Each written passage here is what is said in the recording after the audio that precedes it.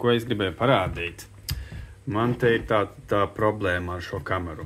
Jauna kamera, Uniview, 4 megapikseli IP, 3-guard saucās, respektīvi viņam ir mikrofons, skaļurnis un LED gaismas, tāpēc viņš ir 3-guard saucamais. Man ir testi šeit, kuram ir PoE injectors saucamais, kas iedod strāvu tos 48 vai cik tur voltus, jā. Tāda, respektīvi, ja es paņēmu kameru un tūlīt viņu pieslēdzu klāt, eju uz power, slēdzu iekšā PoE, redz, tā kamera iedegas iekšā, būtu iekšā viņu, parāda, ka ir 6,6 vati šeit augšā izmanto, respektīvi tas nozīmē, ka 49,9 volti, gandrīz 50 volti aiziet kamerai, ja, PoE. Mēs izslēdzam ārā to, noņemam nost. Kamera būtojās, es eju uz IP, kamera Discovery saucamo, šeit uz testeri. Un viņš būto kameru, viņš meklē IP adresi. Ļoti ilgi viņš viņu būto. Tur ir problēma. Tā, esmu pievienojis strāvu, mēģināšu pievienot.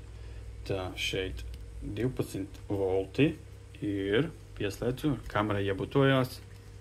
Vairs PoE nav vajadzīgs, tagad jāiet uzreiz vienkārši direct IP kamera, jo viņam jau strāva aiziet.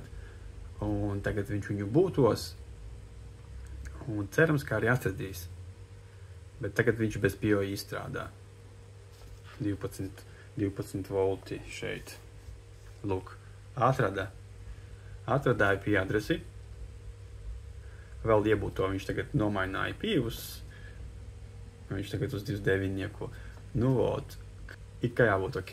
Tātad, ko es varu izdarīt? Es varu aiziet uz non-on-with kamera. Un tad viņš man, parāda informāciju. Un man jāieliek parole. Es ielikšu paroli, noņemšu nost. Jā, tad var izvēlēties upstreamu vai mainstreamu. Mainstream tas ir lielākais, kas aiziet. Paņemsim lielu mainstreamu. Kamera strādā. Un galvenais, ka kamera strādā